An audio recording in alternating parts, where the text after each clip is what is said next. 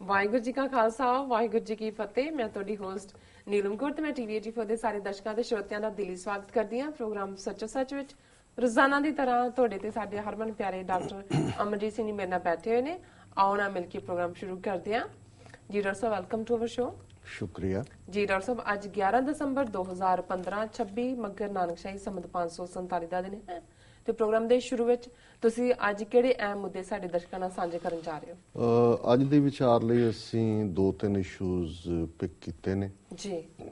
ਬਹੁਤ ਵਾਰ ਜਦੋਂ ਪੰਜਾਬ ਜਾਂ ਭਾਰਤ ਦੇ ਵਿੱਚ ਵੋਟਾਂ ਦੇ ਮਾਮਲੇ 'ਚ ਗੱਲ ਹੁੰਦੀ ਹੈ, ਔਰ ਜਿਵੇਂ ਪਿਛਲੀਆਂ ਪਾਰਲੀਮੈਂਟ ਦੀਆਂ ਚੋਣਾਂ ਵੇਲੇ ਉਸ ਤੋਂ ਬਾਅਦ ਜਦੋਂ ਯੂਪੀ ਸਰਕਾਰ ਨੇ ਬਨਾਰਸ ਪਾਰਲੀਮੈਂਟਰੀ ਹਲਕੇ ਦੇ ਵਿੱਚ ਹੀ ਜਿਹੜੀ ਹੈ ਉਹ ਇਨਵੈਸਟੀਗੇਸ਼ਨ ਕੀਤੀ ਤਾਂ ਇਹ ਗੱਲ ਸਾਹਮਣੇ ਆਈ ਕਿ ਕਿਵੇਂ ਸ਼ਾਇਦ 4 ਲੱਖ ਤੋਂ ਜ਼ਿਆਦਾ ਜਾਲੀ ਵੋਟਾਂ ਸੀ, ਜਾਂ ਜਿਨ੍ਹਾਂ ਨੂੰ ਘੋਸਟ ਵੋਟਰਸ ਕਿਹਾ ਜਾਂਦਾ, ਘੋਸਟ ਭੂਤ ਨੂੰ ਕਹਿੰਦੇ ਨੇ ਜੀ, ਕਿ ਵੀ ਗੁਮਨਾਮ ਲੋਕ ਜਿਹੜੇ ਨੇ ਪਰ ਨਾ ਉਹਨਾਂ ਨੂੰ ਕੋਈ ਦਿੱਤਾ ਹੋਇਆ ਔਰ ਉਹਨਾਂ ਦੀ ਵੋਟ ਕੋਈ ਹੋਰ ਪਾਉਂਦਾ। ਔਰ ਜੇ ਇੱਕ ਇਸ ਕਿਸਮ ਦੇ ਅਹਿਮ ਏਰੀਆ ਦੇ ਵਿੱਚ ਇੰਨੀ ਵੱਡੀ ਗਿਣਤੀ ਦੇ ਵਿੱਚ ਜਾਲੀ ਵੋਟਰ ਸੀ ਤੇ ਫਿਰ ਇਸ ਗੱਲ ਦਾ ਕੋਈ ਭੁਲੇਖਾ ਨਹੀਂ ਹੋਣਾ ਚਾਹੀਦਾ। ਹਾਲਾਂਕਿ ਉਸ ਤੋਂ ਬਾਅਦ ਇੱਕ ਅੱਧੀ ਨਿਊਜ਼ ਸਟੋਰੀ ਹੋਰ ਵੀ ਆਈ ਜਿਹੜੀ ਕਿਲ ਕਰ ਦਿੱਤੀ ਗਈ ਜੀ, ਕਿ ਕਿਵੇਂ ਜਿਹੜੀਆਂ ਵੋਟਰ ਮਸ਼ੀਨਾਂ ਨੇ ਉਹਨਾਂ ਦੇ ਵਿੱਚ ਹੀ ਜਿਹੜੀ ਹੈ ਉਹਨਾਂ ਦੀ ਪ੍ਰੋਗਰਾਮਿੰਗ ਡਿਫਰੈਂਟਲੀ ਕੀਤੀ ਗਈ ਸੀ।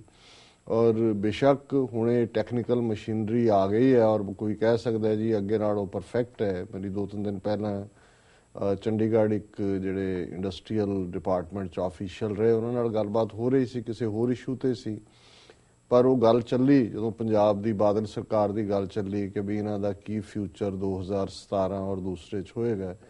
ਤੇ ਇੱਕ ਗੱਲ ਉਹਨਾਂ ਨੇ ਕਹੀ, ਉਹਨਾਂ ਨੇ ਕਿਹਾ ਕਿ ਜੀ ਇਹਨਾਂ ਨੇ ਹੁਣ ਇੱਕ ਨਵਾਂ ਪੇ ਕਮਿਸ਼ਨ ਬਣਾ ਦਿੱਤਾ ਜੀ ਔਰ 7-8 ਲੱਖ ਮੁਲਾਜ਼ਮ ਨੇ ਪੰਜਾਬ ਦੇ, ਔਰ ਇੱਕ ਹਮੇਸ਼ਾ ਹੀ ਜੇ ਉਹਨਾਂ ਨੇ ਕਿਹਾ ਵੀ ਜਿਹਨਾਂ ਜ਼ਮਾਨਿਆਂ 'ਚ ਅਸੀਂ ਵੀ ਨੌਕਰੀ ਕਰਦੇ ਸੀ ਸਾਡੀ ਡਿਊਟੀਜ਼ ਹੁੰਦੀਆਂ ਸੀ ਪੋਲਿੰਗ ਬੂਥਸ ਦੇ ਉੱਤੇ, ਵੋਟਿੰਗ ਪਾਉਣ ਦੇ ਉੱਤੇ, ਤੇ ਉਹਨਾਂ ਨੇ ਕਿਹਾ ਵੀ ਜਿਹੜੀ ਸਰਕਾਰ ਵੀ ਮੁਲਾਜ਼ਮਾਂ ਨੂੰ ਫੇਵਰ ਨਹੀਂ ਸੀ ਕਰਦੀ ਉਹਨੂੰ ਜਿਹੜਾ ਉਹ ਮੁਲਾਜ਼ਮ ਹਰਵਾ ਦਿੰਦੇ ਸੀ, ਕਿਉਂਕਿ ਉਹ ਉਹਨਾਂ ਦੇ ਕਹਿਣ ਮੁਤਾਬਕ ਕਿ 40-50% ਵੋਟਾਂ ਉਦੋਂ ਜਿਹੜੇ ਬਜ਼ੁਰਗ ਜਾਂ ਦੂਜੇ ਆਉਂਦੇ ਸੀ ਉਹਨਾਂ ਨੂੰ ਪਤਾ ਨਹੀਂ ਸੀ ਹੁੰਦਾ ਕਿਵੇਂ, ਤੇ ਉਹ ਜਿਹੜਾ ਮੌਕੇ ਤੇ ਆ ਉਹਨੂੰ ਕਹਿੰਦੇ ਸੀ ਵੀਰ ਤੂੰ ਹੀ ਦੱਸ ਦੇ ਵੀ ਕਿਵੇਂ ਪਾਉਣੀ ਹੈ, ਕਿੱਥੇ ਅੰਗੂਠਾ ਲਾਣਾ।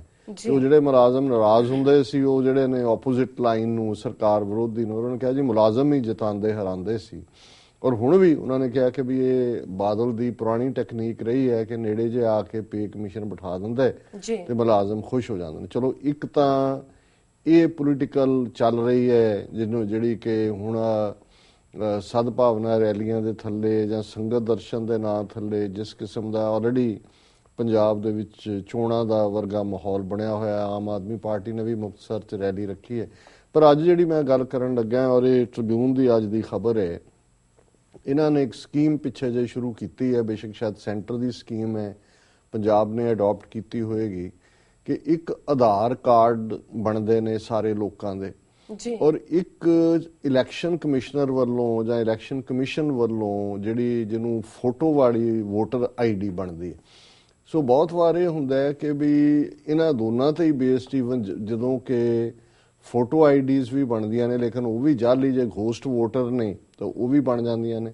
ਸੋ ਕੋਈ ਕੰਪੈਰੀਜ਼ਨ ਦੀ ਸਕੀਮ ਆਈ ਕਿ ਵੀ ਜਸਟ ਇਹ ਦੇਖਣ ਦੇ ਲਈ ਕਿ ਜਿਹੜੀ ਫੇਕ ਝੂਠੀਆਂ ਵੋਟਾਂ ਬਣਦੀਆਂ ਨੇ ਉਹਦੇ ਲਈ ਆਧਾਰ ਕਾਰਡ ਔਰ ਜਿਹੜੀ ਇਲੈਕਸ਼ਨ ਕਮਿਸ਼ਨ ਦੀ ਵੋਟਰ ID ਹੈ ਫੋਟੋ ID ਦੇ ਨਾਲ ਉਹਦਾ ਆਪਸੀ ਤਾਲਮੇਲ ਬਿਠਾਇਆ ਜਾਏ ਔਰ ਉਹਦੀ ਪੜਤਾਲ ਕੀਤੀ ਜਾਏ। ਔਰ ਇਹ ਜਿਹੜੀ ਖਬਰ ਹੈ ਔਰ ਇਹ ਬੜੇ ਸੀਨੀਅਰ ਕੋਰਸਪੋਂਡੈਂਟ ਟ੍ਰਿਬਿਊਨ ਦੀ ਖਬਰ ਹੈ ਔਰ ਇਹਦੀ ਹੈਡਲਾਈਨ ਹੈ ਓਵਰ 7 ਲੱਖ ਘੋਸਟ ਵੋਟਰ ਸਰਫੇਸ ਇਨ ਸਟੇਟ। ਇਹ ਪੰਜਾਬ ਦੇ ਵਿੱਚ ਜਿੰਨੀ ਕਿ ਇਨਵੈਸਟੀਗੇਸ਼ਨ ਹੁਣ ਤੱਕ ਹੋਈ, ਹਾਲਾਂਕਿ ਸੁਪਰੀਮ ਕੋਰਟ 'ਚ ਉਹ ਕੋਈ ਗਿਆ ਹੋਇਆ, ਉਹਨਾਂ ਨੇ ਥੋੜੀ ਉਹਦੇ ਤੇ ਰੋਕ ਲਾਈ ਹੈ ਜੀ। 7 ਲੱਖ ਤੋਂ ਜ਼ਿਆਦਾ ਜਾਲੀ ਵੋਟਾਂ ਜਿਹੜੀਆਂ ਨੇ ਉਹ ਅਜੇ ਤੱਕ ਡਿਟੈਕਟ ਹੋਈਆਂ, ਜਦੋਂ ਕਿ ਆਧਾਰ ਕਾਰਡ ਔਰ ਇਸ ID ਨੂੰ ਜਿਹੜੀ ਵੋਟਰ ID ਹੈ ਇਹਦਾ ਤਾਲਮੇਲ ਬਿਠਾਇਆ ਗਿਆ। ਔਰ over 7 lakh ghost voters of the total of 1.9 crore voters have been detected in Punjab in the past 8 months. ਅਜੇ 8 ਮਹੀਨਿਆਂ 'ਚ ਜਿੰਨੀ ਕੁ ਉਹਨਾਂ ਨੇ ਪੜਤਾਲ ਕੀਤੀ ਹੈ 1.9 ਕਰੋੜ ਦਾ ਮਤਲਬ ਇਹ ਹੈ 19 ਮਿਲੀਅਨ ਜੀ। 19 ਮਿਲੀਅਨ ਚੋਂ ਜਿਹੜੇ ਆਲਮੋਸਟ 7 ਲੱਖ ਨੇ ਉਹ ਜਾਲੀ ਵੋਟਾਂ ਨੇ। ਸੋ ਜਿਹੜਾ ਕੁੱਲ ਵੋਟਾਂ ਦਾ 5% ਬਣਦਾ ਔਰ ਇਹ ਅਜੇ 8 ਮਹੀਨੇ ਦੀ ਇਨਵੈਸਟੀਗੇਸ਼ਨ ਹੈ। ਹੁਣ ਇਹਦੇ ਤੋਂ ਤੁਸੀਂ ਅੰਦਾਜ਼ਾ ਲਾਓ ਕਿ ਜਿਹੜੀਆਂ 5% ਜਾਲੀ ਵੋਟਾਂ ਇਹਨਾਂ ਨੇ ਬਣਾਈਆਂ ਹੋਈਆਂ ਨੇ, ਸਰਕਾਰੀ ਧਿਰੀ ਮੋਸਟਲੀ ਬਣਾਉਂਦੀ ਹੈ ਕਿਉਂਕਿ ਉਹਨਾਂ ਦਾ ਹੱਥ ਉੱਪਰ ਹੁੰਦਾ ਜੀ।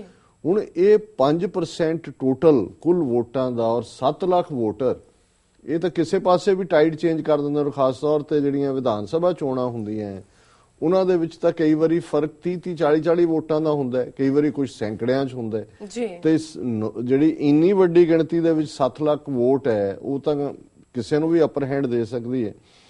It was for the first time in the electoral history of Punjab that such a large number of fake voters had surfaced in a brief period of 8 months, March till October end. ਇਹ March ਤੋਂ ਲੈ ਕੇ October ਤੱਕ 7 ਲੱਖ ਵੋਟਾਂ ਜਾਲੀ ਬਣ ਗਈਆਂ ਔਰ ਉਹ ਇਹ ਕੋਰਸਪੋਂਡੈਂਟ ਕਹਿੰਦਾ ਵੀ ਪਹਿਲੀ ਵਾਰ ਹੈ ਕਿ ਇੰਨੀ ਵੱਡੀ ਗਿਣਤੀ 'ਚ। ਹੁਣ ਇਹ ਕੌਣ ਬਣਾ ਰਿਹਾ ਜਾਲੀ ਵੋਟਾਂ? ਜ਼ਾਹਰ ਹੈ ਕੌਣ ਬਣਾ ਰਹੇ ਨੇ, ਜਿਹੜੇ ਕਹਿੰਦੇ ਨੇ ਜੀ ਅਸੀਂ 25 ਸਾਲ ਜਿੱਤਣੇ, 25 ਸਾਲ ਸਾਡੀ ਸਰਕਾਰ ਹੋਣੀ ਹੈ। The election commission was forced to go in for mass deletion of such votes. ਹੁਣ ਜਦੋਂ ਇਸ ਲੈਵਲ ਦੇ ਉੱਤੇ ਜਾਲੀ ਵੋਟਾਂ ਦਾ ਜਿਹੜਾ ਸਕੈਂਡਲ ਸਾਹਮਣੇ ਆਇਆ ਤੇ ਇਲੈਕਸ਼ਨ ਕਮਿਸ਼ਨ ਜਿਹੜਾ ਹੈ ਉਹਨੂੰ ਮਾਸ ਸਕੇਲ ਦੇ ਉੱਤੇ ਉਹਨਾਂ ਨੂੰ ਡਿਲੀਟ ਕਰ ਰਿਹਾ ਹੈ। In the past, the election commission used to delete around 1.5 lakh votes in a year, mainly on account of death or migration of voters to other states. ਉਹਨਾਂ ਨੇ ਕਿਹਾ ਜੀ ਲੱਖ 1.5 ਲੱਖ ਕਈ ਵਾਰੀ ਬਦਲਦੀਆਂ ਨੇ ਕਿਉਂਕਿ ਉਹਦੇ 'ਚ ਕੋਈ ਮਰ ਗਏ ਲੋਕ, ਕੋਈ ਜਿਹੜੇ ਨੇ ਦੂਸਰੇ ਪਾਸੇ ਚਲੇ ਗਏ ਹੋਰ ਸਟੇਟਾਂ 'ਚ। The ghost or duplicate voters came to light during the linking of Aadhaar cards with electors' photo identity card. Was already explained ਕੀਤਾ। The election commission survey has shown that more than 16,000 fake votes were detected in Mohali alone. ਹੁਣ ਮੋਹਾਲੀ ਇਹਨਾਂ ਦਾ headquarter ਹੈ। ਪਿਛਲੇ ਦਿਨਾਂ 'ਚ ਅਕਾਲੀਆਂ ਨੇ loose ਕੀਤਾ ਉੱਥੋਂ ਔਰ ਉਹ ਰਾਮੂਵਾਲੀਆ ਜਿਹੜਾ ਲੂਜ਼ ਕੀਤਾ ਉਹ ਜਾ ਕੇ ਹੁਣ ਯੂਪੀ 'ਚ ਮਿਨਿਸਟਰ ਬਣ ਗਿਆ ਜੇਲ੍ਹਾਂ ਦਾ। ਹੁਣ 16,000 ਜਾਲੀ ਵੋਟਾਂ ਸਿਰਫ ਮੋਹਾਲੀ ਦੇ ਹਲਕੇ 'ਚ ਬਣੀਆਂ ਨੇ ਔਰ ਇਹ ਵੀ ਜਿਹੜੀ ਡਿਟੈਕਸ਼ਨ ਹੋਈ ਹੈ ਇਹਨਾਂ 'ਚੋਂ ਵੀ ਮੰਨ ਲਓ ਕਿ ਅੱਧੇ ਕਿ ਡਿਟੈਕਟ ਨਹੀਂ ਹੋਏ। ਇਹਨੂੰ ਜਿੰਨਾ ਕਿ ਨੰਬਰ ਇਹਨਾਂ ਦਾ ਆਏਗਾ ਇਹਨੂੰ ਡਬਲ ਕਰ ਲਓ ਜੀ ਕਿਉਂਕਿ ਇਹਦੇ 'ਚ ਵੀ ਅਲਟੀਮੇਟਲੀ ਹਿਊਮਨ ਐਰਰ ਵੀ ਹੁੰਦਾ ਹੈ ਜਿਹੜੇ ਜਦੋਂ ਡਿਟੈਕਟ ਕਰਦੇ ਨੇ। ਪਰ 16,000 ਵੋਟ ਜੇ ਇੱਕ ਅਸੈਂਬਲੀ ਹਲਕੇ ਦੇ ਵਿੱਚ ਜਾਲੀ ਬਣੀ ਹੋਈ ਹੈ ਤੇ 16,000 ਨੂੰ ਕਾਊਂਟਰ ਕਰਨ ਲਈ 32,000 ਵੋਟ ਚਾਹੀਦੀ ਹੈ। ਜਿਹੜੀ 16,000 ਇੱਕ ਪਾਸੇ ਪੈਣੀ ਹੈ, ਦੂਸਰਾ ਤਾਂ ਹੀ ਜਿੱਤੇਗਾ ਜੇ ਉਹਦੇ 19 ਕੁ ਪਹਿਲਾਂ ਆਪਣੇ ਪਾਸੇ ਪਵਾਏ ਜੀ। ਔਰ ਇਹ ਤੋਂ ਤੁਸੀਂ ਅੰਦਾਜ਼ਾ ਲਾਓ ਵੀ ਕਿਸ ਲੈਵਲ ਦੇ ਉੱਤੇ ਜਿਹੜੇ ਕਹਿੰਦੇ ਜੀ ਡੈਮੋਕ੍ਰੇਸੀ, ਡੈਮੋਕ੍ਰੇਸੀ ਇਹ ਕਿਉਂ ਜਿਹੀ ਡੈਮੋਕ੍ਰੇਸੀ ਹੈ ਜਿਹੜੀ ਜਾਲੀ ਵੋਟਾਂ ਨਾਲ ਤੇ ਜਿਹੜੀਆਂ ਬਾਕੀ ਖਰੀਦੀਆਂ ਜਾਣੀਆਂ ਭੁੱਕੀ ਨਾਲ ਸ਼ਰਾਬ ਨਾਲ ਉਹ ਇੱਕ ਵੱਖਰੀ ਲਾਈਨ ਹੈ। Though the Punjab election authorities have stopped the Aadhaar card linkage process, the information regarding putting the process on hold by the election commission has seemingly not percolated down at ground levels. ਕਿ ਭਾਵੇਂ ਉੱਤੋਂ ਰੋਕ ਦਿੱਤਾ ਥੱਲੇ ਇਹ process ਅਜੇ ਚੱਲ ਰਹੀ ਹੈ ਔਰ ਉਹਦੇ 'ਚ ਜਿਹੜਾ ਸੈਕੰਡ ਪਾਰਟ ਹੈ, ਇੱਕ ਤਾਂ ਇਸ ਲੈਵਲ ਦੇ ਉੱਤੇ 7 ਲੱਖ ਜਾਲੀ ਵੋਟਾਂ ਬਣਾਉਣ ਦੀ ਗੱਲ, ਫਿਰ ਇਸ ਸਾਰੇ ਡਾਟੇ ਨਾਲ ਅੱਗੋਂ ਕੀ ਛੇੜਖਾਨੀ ਕਰਨੀ ਹੈ ਇਹਨਾਂ ਨੇ ਅੱਗੋਂ। ਕਿਉਂਕਿ ਸੁਖਬੀਰ ਬਾਦਲ ਨੇ ਤਾਂ ਦਰਬਾਰ ਸਾਹਿਬ ਮੈਨੇਜਮੈਂਟ ਵੀ ਪ੍ਰਾਈਵੇਟ ਹੱਥਾਂ ਹੀ ਦਿੱਤੀ, ਉਹ 3 ਲੱਖ ਰੁਪਈਆ ਦੇ ਕੇ ਰੱਖਿਆ, ਹਰਚਰਨ ਸਿੰਘ ਲਿਆਂਦਾ ਉਹਨੂੰ ਤੇ ਉਹ 45 ਲੱਖ ਦਾ ਕਿਰਾਏ ਦਾ ਮਕਾਨ ਮੰਗਦਾ ਸੀ ਔਰ ਸਾਰਾ ਚਾਰਜ ਉਹਨੂੰ ਇਹਨੇ ਸਭ ਕੁਝ ਹੀ ਪ੍ਰਾਈਵੇਟਾਈਜ਼ ਕਰ ਦਿੱਤਾ ਹੈ ਔਰ ਉਹਦੇ 'ਚ ਆਪਣੇ ਹਿੱਸੇ ਰੱਖੇ ਹੋਏ ਨੇ, ਸ਼ੇਅਰ ਰੱਖੇ ਨੇ। ਔਰ ਇਹਦੇ ਮੁਤਾਬਕ ਲੋਅਰ ਰੰਗ ਗਵਰਨਮੈਂਟ ਆਫੀਸ਼ੀਅਲਸ ਇਨ ਦਾ ਫੀਲਡ ਵਰ still busy gathering information from people in certain pockets of Punjab in the name of Aadhaar voter card linkage amid widespread apprehensions that data collected could be misused by unscrupulous people. ਹੁਣ ਕੌਣ unscrupulous people ਨੇ ਜਿਨ੍ਹਾਂ ਨੇ ਇਹ data misuse ਕਰਨਾ ਹੈ? ਕੌਣ ਇਹਦੇ ਬਾਵਜੂਦ ਕਿ ਸੁਪਰੀਮ ਕੋਰਟ ਨੇ ਰੋਕ ਲਾਈ ਹੈ ਆਧਾਰ ਕਾਰਡਾਂ ਦੇ ਆਧਾਰ ਦੇ ਉੱਤੇ ਅੱਗੋਂ ਬਣਾ ਰਹੇ ਨੇ? ਕੋਈ ਭੁਲੇਖਾ ਨਹੀਂ ਹੋਣਾ ਚਾਹੀਦਾ ਵੀ ਕੀ ਹੈਗਾ ਜੀ। ਔਰ ਇਹਦੇ 'ਚ ਲੰਬੀ ਚੌੜੀ ਸਟੋਰੀ ਹੈ ਪ੍ਰਾਈਵੇਟ ਔਰ ਇੱਕ ਉਹਦੇ 'ਚ ਇਹ ਹੈ in fact the linkage process and the resultant scrutiny of voters have proved to be a boon for us, for it was the exhaustive checking of electoral rolls which has led to detection of such a large number of fake voters that all these over 7 lakh votes were fake is evident from the fact that none of these ghost voters have come out with any kind of complaints in this respect so far, said Punjab Chief Election Officer VK Singh। ਉਹਨੇ ਕਿਹਾ ਜੀ ਇਹ ਜਿਹੜੀ ਅਸੀਂ scrutiny ਸ਼ੁਰੂ ਕੀਤੀ ਇਹ ਸਾਡੇ ਲਈ ਬੂਨ ਸਾਬਤ ਹੋਈ ਹੈ, ਕਿਉਂਕਿ ਇਹ ਜਿਹੜੇ ਜਾਲੀ ਅਸੀਂ 7 ਲੱਖ ਵੋਟਰ ਡਿਟੈਕਟ ਕੀਤੇ ਨੇ ਇਹਨਾਂ ਚੋਂ ਕੋਈ ਵੀ ਸਾਹਮਣੇ ਨਹੀਂ ਆਇਆ ਜਿਹਨੇ ਆ ਕੇ ਕਲੇਮ ਕੀਤਾ ਹੋਏ ਕਿ ਜੀ ਮੈਂ ਤਾਂ ਅਸਲੀ ਵੋਟਰ ਹਾਂ, ਮੇਰੀ ਵੋਟ ਕੱਟ ਦਿੱਤੀ ਹੈ।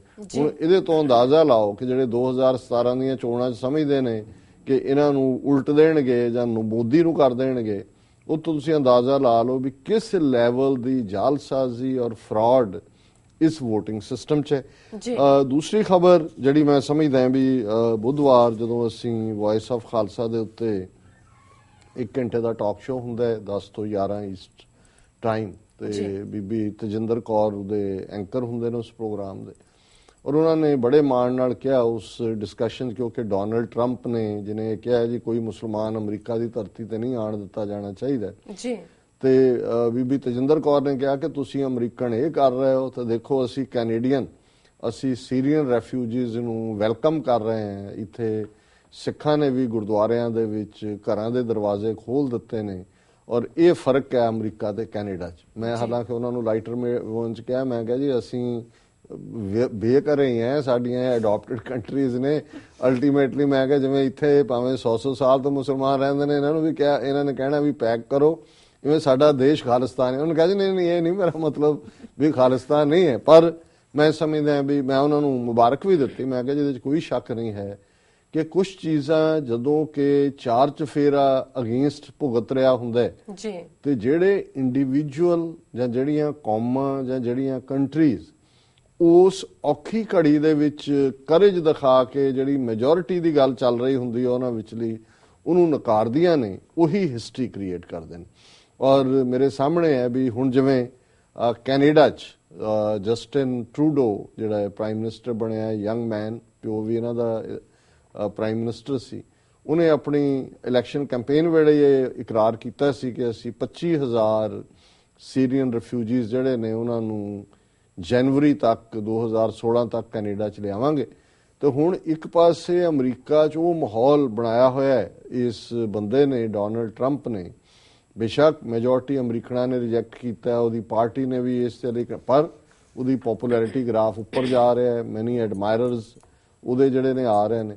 ਪਰ ਇਸ ਮੌਕੇ ਤੇ ਜਦੋਂ ਕਿ ਇੱਥੇ ਇਹ ਮਾਹੌਲ ਸਿਰਜਿਆ ਹੋਇਆ ਹੈ ਕੈਨੇਡਾ ਦੇ ਵਿੱਚ, ਅੱਜ ਤੁਸੀਂ ਸਾਡੇ ਦਰਸ਼ਕ ਸਕਰੀਨ ਦੇ ਉੱਤੇ ਉਹ ਪਿਕਚਰ ਦੇਖ ਰਹੇ ਨੇ ਕਿ ਕਿਵੇਂ ਕੈਨੇਡਾ ਦਾ ਪ੍ਰਾਈਮ ਮਿਨਿਸਟਰ ਪਹਿਲੇ ਬੈਚ ਨੂੰ ਰਿਫਿਊਜੀਜ਼ ਦੇ ਵੈਲਕਮ ਕਰ ਰਿਹਾ ਹੈ, ਔਰ ਬੱਚੀ ਜਿਹੜੀ ਹੈ ਬੇਟੀ ਉਹਨੂੰ ਉਹ ਜਿਹੜਾ ਉਹ ਕੋਟ ਪਹਿਨਾ ਰਿਹਾ ਹੈ। ਔਰ ਇਹ ਹੈ ਕਿ ਜਦੋਂ ਤੁਸੀਂ ਹਿਸਟਰੀ ਦੀ ਗੱਲ ਕਰਦੇ ਹੋ, ਇਹ ਖਬਰ ਹੈ mainly Canadian PM welcomes first Syrian refugees, ਔਰ Canada welcomed 163 Syrian refugees, taking in the first of a planned 25,000 in a matter of months and promising them a better life as they flee their country's horrific war।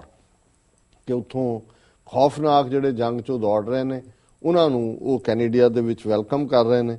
ਔਰ ਇਹਦੇ 'ਚ ਜਿਹੜੀ ਅਸਲੀ ਮੈਂ ਸਮਝਦਾ ਵੀ ਹੋਰ ਵੀ stronger ਹੈ, ਉਹਨਾਂ ਦੇ ਲਈ ਇੱਥੇ ਕੋਈ ਰਿਫਿਊਜੀ ਸ਼ਬਦ ਨਹੀਂ ਹੋਏਗਾ। ਉਹਨਾਂ ਨੂੰ ਆਉਂਦਿਆਂ ਹੀ ਜਿਹੜਾ ਜਦੋਂ ਉਤਰੇ ਹੈ ਉਹਨਾਂ ਨੂੰ admission and gave them blankets, snow boots and other welcome gifts। ਹੁਣ ਪ੍ਰਾਈਮ ਮਿਨਿਸਟਰ ਆਪਣੀ ਟੀਮ ਦੇ ਨਾਲ ਉਹਨਾਂ ਨੂੰ ਵੈਲਕਮ ਕਰ ਰਿਹਾ।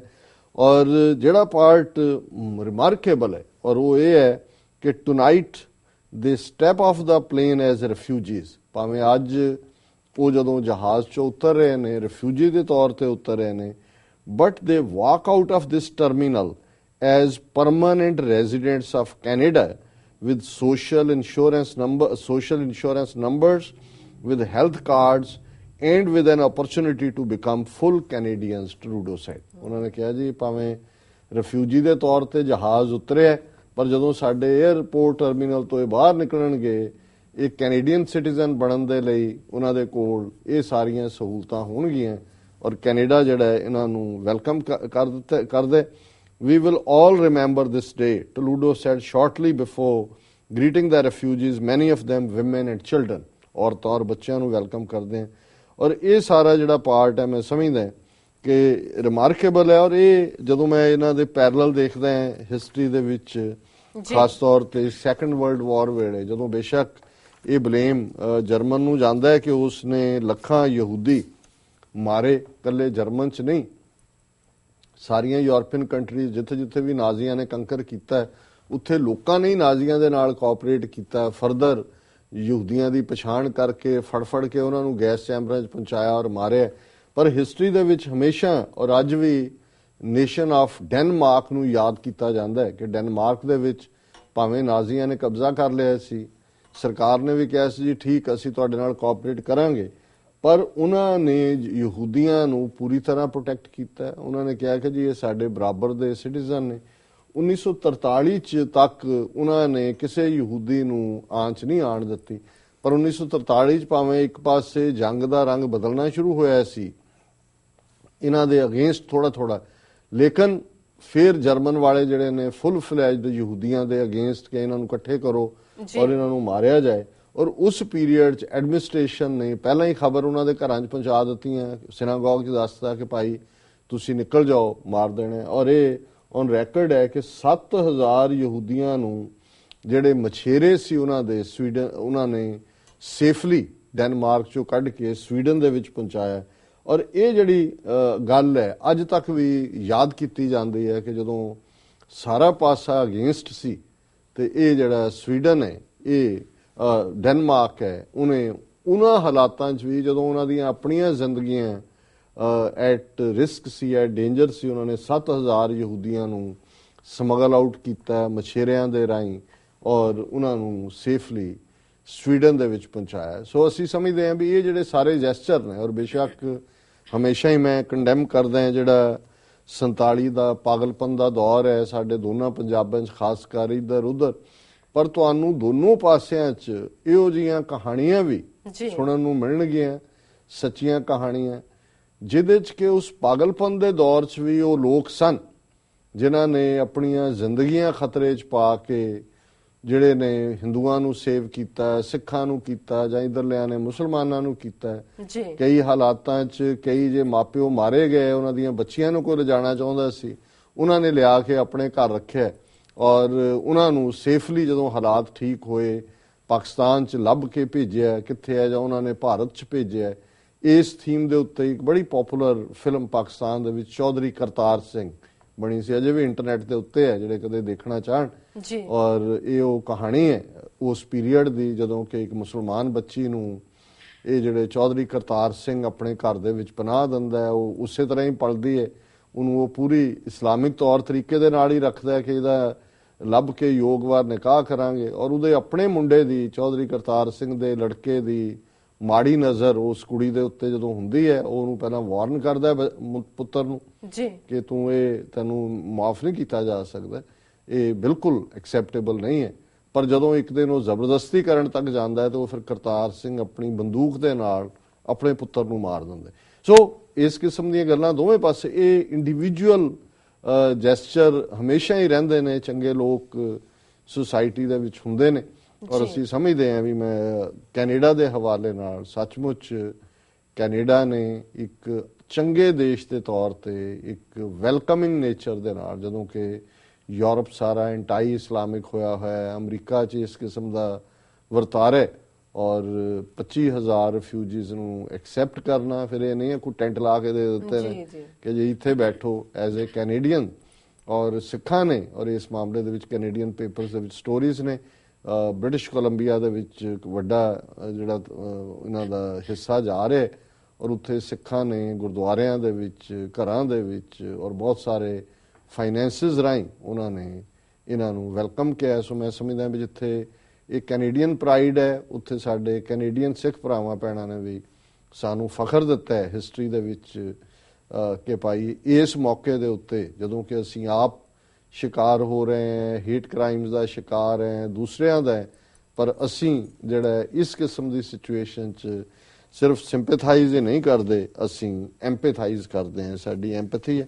ਪਰ ਇੱਕ ਸਟੋਰੀ ਜਿਹੜੀ ਮੈਂ ਕੁਇਕਲੀ, ਇੱਕ ਪਾਸੇ ਭਾਰਤ ਪਾਕਿਸਤਾਨ ਸੁਸ਼ਮਾ ਸਵਰਾਜ ਗਈ ਔਰ ਵੈਲਕਮ ਹੋਇਆ, ਸਮਝੌਤਾ ਕੀ ਹੋਇਆ ਕੀ ਨਹੀਂ ਉਹਦੇ ਤੇ ਅਸੀਂ ਆਲਰੇਡੀ ਉਹਦੀ ਚੀਰ-ਫਾੜ ਕੀਤੀ ਹੈ ਜੀ। ਔਰ ਭਾਰਤ ਦੇ ਵਿੱਚ ਇੱਕ ਤਬਕਾ ਹਮੇਸ਼ਾ ਰਹਿੰਦਾ ਹੈ ਜਿਹੜਾ ਪਾਕਿਸਤਾਨ ਬਾਰੇ ਕਹੇਗਾ ਜੀ ਪਾਕਿਸਤਾਨ ਫੇਲਡ ਸਟੇਟ ਹੈ, ਇਹ ਹੋ ਗਿਆ ਉਹ ਹੋ ਗਿਆ, ਲੇਕਿਨ ਪਾਕਿਸਤਾਨ ਉਹ ਸਾਰੇ ਦੌਰ ਨੂੰ ਸਰਵਾਈਵ ਵੀ ਕੀਤਾ ਹੈ। ਪਰ ਇੱਕ ਗੱਲ ਜਿਹੜੀ ਅਸੀਂ ਅਕਸਰ ਨਿਊਕਲੀਅਰ ਹਵਾਲੇ ਨਾਲ ਕਰਦੇ ਹਾਂ ਦੋਨਾਂ ਮੁਲਕਾਂ ਦੇ ਵਿੱਚ ਕਿ ਭਾਰਤ ਪਾਕਿਸਤਾਨ ਇਹਨਾਂ ਦਾ ਨਿਊਕਲੀਅਰ ਹੋਣਾ ਔਰ ਨਿਊਕਲੀਅਰ ਰੇਸ ਦਾ ਵਧਣਾ ਇਹ ਕਿਸ ਹੱਦ ਤੱਕ ਜਾ ਰਿਹਾ ਹੈ। ਔਰ ਅੱਜ ਦੀ ਜਿਹੜੀ ਪ੍ਰੋਮੀਨੈਂਟ ਖਬਰ ਹੈ ਕਿ ਪਾਕਿਸਤਾਨ ਨੇ ਸ਼ਾਹੀਨ 3 ਮਿਸਾਈਲ ਟੈਸਟ ਕੀਤੀ ਹੈ ਔਰ ਇਹ ਨਿਊਕਲੀਅਰ ਕੈਪੇਬਲ ਹੈ ਕਿ ਇਸ ਦੇ ਉੱਤੇ ਜਿਹੜਾ ਲੋਡ ਹੈ ਉਹ ਨਿਊਕਲੀਅਰ ਲੋਡ ਨੂੰ ਕੈਰੀ ਕਰ ਸਕਦੀ ਹੈ। ਔਰ ਇਹ ਜਿਹੜੀ ਹੈ ਇਸਲਾਮਾਬਾਦ ਦੀ ਰਿਪੋਰਟ ਹੈ ਕਿ Pakistan on Friday successfully test fired the medium range Shaheen 3 surface to surface ballistic missile which can carry nuclear warload up to 2,750 kilometer, bringing many Indian cities within its range. ਹੁਣ already ਇਹ ਸ਼ਾਹੀਨ 3 ਇਹਨੂੰ ਇਸ ਲਈ ਕਿਹਾ ਹੈ ਕਿਉਂਕਿ ਪਹਿਲਾਂ 2 ਜਿਹੜੀਆਂ ਮਿਜ਼ਾਈਲਾਂ ਨੇ ਪਾਕਿਸਤਾਨ ਡਿਵੈਲਪ ਕਰ ਚੁੱਕਾ ਹੈ। ਸ਼ਾਹੀਨ 1 ਜਿਹੜੀ ਹੈ ਉਹ 900 ਕਿਲੋਮੀਟਰ ਤੱਕ ਜਿਹੜੀ ਹੈ ਮਾਰ ਕਰਨ ਵਾਲੀ ਹੈ। ਸ਼ਾਹੀਨ 2 1500 ਕਿਲੋਮੀਟਰ ਤੱਕ ਹੈ ਔਰ ਜਿਹੜੀ ਹੁਣ ਸ਼ਾਹੀਨ 3 ਉਹਨਾਂ ਨੇ ਡਿਵੈਲਪ ਕੀਤੀ ਹੈ ਔਰ ਜਿਹਦਾ ਸਕਸੈਸਫੁਲੀ ਟੈਸਟ ਫਾਇਰ ਕੀਤਾ ਇਹ 2750 ਕਿਲੋਮੀਟਰ ਤੱਕ ਮਾਰ ਕਰਨ ਵਾਲੀ ਹੈ। ਔਰ ਜਦੋਂ ਇਹ ਲਾਂਚ ਹੋਈ ਉਹਨਾਂ ਦੇ strategic plans division, strategic forces, scientist and engineers of strategic organisation, director general strategic plans division, lieutenant general Mazhar Jamil, ਇਹ ਸਾਰੇ ਜਿਹੜੇ ਨੇ ਇਹ ਮੌਜੂਦ ਸੀ ਔਰ ਉਹਨਾਂ ਨੇ ਕਿਹਾ ਜੀ ਇਹ ਸਾਡੇ ਬਹੁਤ ਵੱਡਾ ਮਾਈਲਸਟੋਨ ਹੈ ਕਿ ਅਸੀਂ ਇਹ ਮਿਸਾਈਲ ਡਿਵੈਲਪ ਕੀਤੀ ਹੈ। ਹੁਣ ਇਸ ਖਬਰ ਨੂੰ ਪੜਨ ਤੋਂ ਜਾਂ ਸਾਹਮਣੇ ਲਿਆਉਣ ਤੋਂ ਮਤਲਬ ਇਹ ਹੈ ਕਿ ਕਿਸ ਕਿਸਮ ਦੀ ਰੇਸ ਔਰ ਸਾਡੀ ਕੌਮ ਬਹੁਤ ਵਾਰੀ ਸੌ ਜਾਂਦੀ ਹੈ ਕਿ ਜਿੱਥੇ ਇਸ ਕਿਸਮ ਦਾ ਸੀ ਤੀਸਰੀ ਧਿਰ ਔਰ ਮੈਨੂੰ ਬਾਰ-ਬਾਰ ਇਹ ਲੱਗਦਾ ਹੈ ਕਿ ਜਿਹੜਾ ਸਪਿਰਿਚੁਅਲ ਮੈਂਡੇਟ ਗੁਰੂ ਸਾਹਿਬਾਨ ਨੇ ਸਾਨੂੰ ਦਿੱਤਾ ਸੀ ਤੀਸਰੀ ਧਿਰ ਦੇ ਤੌਰ ਤੇ 47 ਦੇ ਉਸ ਦੌਰ ਨੇ ਸਾਨੂੰ ਦੋਨਾਂ ਦੇ ਵਿਚਕਾਰ ਲਿਆ ਕੇ ਐਜ਼ ਏ ਬਫਰ ਖੜਾ ਕੀਤਾ ਜੀ। ਅਸੀਂ ਉਸ ਰੋਲ ਨੂੰ ਨਹੀਂ ਨਿਭਾ ਰਹੇ ਔਰ ਨਤੀਜੇ ਦੇ ਤੌਰ ਤੇ ਜਿਸ ਡਾਇਰੈਕਸ਼ਨ 'ਚ ਦੋਨੋਂ ਮੁਲਕ ਜਾ ਰਹੇ ਨੇ ਟਕਰਾਅ ਦੇ, ਭਾਵੇਂ ਗੱਲਾਂ ਬਾਤਾਂ ਅਸੀਂ ਜਿਵੇਂ ਕਿਹਾ ਸੀ ਕਿ ਵੀ ਅਸੀਂ ਗੱਲ ਕੀਤੀ ਹੈ, ਅਸੀਂ ਗੱਲ ਕੀਤੀ ਸੀ, ਅਸੀਂ ਗੱਲ ਕਰਦੇ ਰਵਾਂਗੇ, ਪਰ ਉਹ ਜਾਰ ਦੇ ਵਿੱਚ ਸਵਾਹ ਹੀ ਰੱਖੀ ਹੋਈ ਹੈ। ਬਾਹਰ ਜੀਰਾ ਲਾ ਦਿਓ, ਗਰਮ ਮਸਾਲਾ ਲਾ ਦਿਓ, ਧਨੀਆ ਲਾ ਦਿਓ। ਅਸਲੀ ਗੱਲ ਇਹ ਇੱਕ ਪਾਸੇ ਕੁਝ ਦਿਨ ਪਹਿਲਾਂ ਇੰਡੀਆ ਦਾ ਸੀ ਕਿ ਜੀ ਉਹਨਾਂ ਨੇ ਫਲਾਣੀ ਮਿਸਾਈਲ ਟੈਸਟ ਕੀਤੀ ਹੈ, ਉਹਦਾ ਜਵਾਬ ਪਾਕਿਸਤਾਨ ਨੇ ਦਿੱਤਾ ਸ਼ਾਹੀਨ 3 ਨਾਲ ਔਰ ਇਹਦੇ ਵਿੱਚ ਜਿਵੇਂ ਕਲੋਜ਼ ਟੂ 3000 ਕਿਲੋਮੀਟਰ ਰੇਂਜ ਹੈ। ਉਹਨਾਂ ਨੇ ਵੀ ਕਿਹਾ ਕਿ ਜੀ ਜੇ ਤੁਸੀਂ ਇੱਧਰ ਸਾਡੇ ਵੱਲ ਦੇਖਿਆ ਤੇ ਤੁਹਾਡੇ ਸਾਰੇ ਹੀ ਸ਼ਹਿਰ ਜਿਹੜੇ ਨੇ ਸਾਡੇ ਮਿਸਾਈਲ ਦੀ ਰੇਂਜ 'ਚ ਨੇ। ਪਰ ਇਹ ਅਨਫੋਰਚੂਨੇਟ ਡਿਵੈਲਪਮੈਂਟ ਹੈ ਕਿ ਇੱਕ ਪਾਸੇ ਦੁਨੀਆ ਦੇ ਵਿੱਚ ਮਿਡਲ ਈਸਟ ਦੀ ਅਸੀਂ ਟਕਰਾਅ ਦੀ ਗੱਲ ਕਰਦੇ ਹਾਂ ਔਰ ਕੱਲ ਅਸੀਂ ਡਿਟੇਲ 'ਚ ਡਿਸਕਸ ਕੀਤਾ ਸੀ ਵੀ ਕੀ ਸਿਨੈਰੀਓ ਬਣ ਰਿਹਾ ਔਰ ਬਹੁਤ ਵਾਰ ਸਾਡੀ ਆਪਣੀ ਕੌਮ ਨੂੰ ਇਹ ਨਜ਼ਰ ਨਹੀਂ ਆਉਂਦਾ ਹੈ ਕਿ ਸਾਡੇ ਆਪਣੇ ਘਰ ਦੇ ਵਿੱਚ ਕੀ ਸਿਨੈਰੀਓ ਬਣ ਰਿਹਾ, ਕਿਸ ਕਿਸਮ ਦੀ ਇਹ ਨਿਊਕਲੀਅਰ ਰੇਸ ਅਲਟੀਮੇਟਲੀ ਸਾਡੀ ਸਿਵਲਾਈਜੇਸ਼ਨ ਨੂੰ, ਸਾਡੀ ਲੋਕਾਈ ਨੂੰ, ਸਾਡੀ ਇਤਿਹਾਸਕਤਾ ਨੂੰ ਦੋਨੋਂ ਪਾਸੇ ਤਬਾਹ ਕਰਕੇ ਰੱਖ ਦੇਗੀ, ਨੇਸਤੋਂ ਨਾਬੂਦ ਕਰ ਦੇਗੀ। ਸੋ ਮੈਂ ਸਮਝਦਾ ਹਾਂ ਵੀ ਸਾਨੂੰ ਇਸ ਕੇਸ ਨੂੰ ਹਮੇਸ਼ਾ ਮਨ 'ਚ ਰੱਖਦੇ ਹਾਂ।